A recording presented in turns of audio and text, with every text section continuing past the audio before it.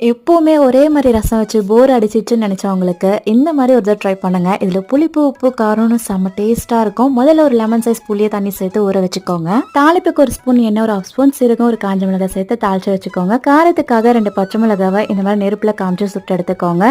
இப்போ ஃபர்ஸ்ட் தாளிச்சதை நல்லா இந்த மாதிரி இடிச்சு வச்சுக்கோங்க. லைட்டா இடிச்சதுக்கு அப்புறமா இது கூடவே சுட்டெடுத்த பச்சை மிளகா, தேவையான அளவு கல்லுப்பு, கொஞ்சமா மஞ்சள், ஒரு கைப்பிடி கருவேப்பிலை சேர்த்து இதுமே லைட்டா கொரப்பா இடிச்சுக்கிட்டா போதும். இப்போ ஒரு கைப்பிடி அளவு சின்ன வெங்காயம் கட் பண்ணிட்டு இதுவுமே லைட்டா இடிச்சுக்கிட்டா போதும். ஊற வச்ச புளியை நல்லா கை வச்சு பிசைஞ்சு நல்லா ஃபில்டர் பண்ணிக்கோங்க. நீங்க எடுத்திருக்க புளியோட புளிப்புக்கு தகுந்த மாதிரி தண்ணி சேர்த்துக்கோங்க. நான் ஒரு 2 கப் அளவுக்கு சேர்த்திருக்கேன். இடிச்சு வச்ச வெங்காயம் இதுல சேர்த்துட்டு ஒரு டேபிள் ஸ்பூன் வெல்லம் சேர்த்திருக்கேன். 1/4 ஸ்பூன் மிளகாத்தூள் சேர்த்திருக்கேன். இப்போ கொஞ்சமா கறிவேப்பிலை, கொஞ்சம் கொத்தமல்லி சேர்த்து நல்லா கை விட்டு நல்லா பிசைஞ்சு எடுத்துக்கோங்க. அவ்வளவுதான். இந்த ரசம் கொதிக்க விடக்கூடாது. இது ஆந்திரால பச்சை புல்சுன்னு சொல்லுவாங்க. சுடு சுடு சாப்பாடுல வத்தல் வச்சு ட்ரை பண்ணுங்க. உடம்புக்குமே ரொம்ப குளிர்ச்சி.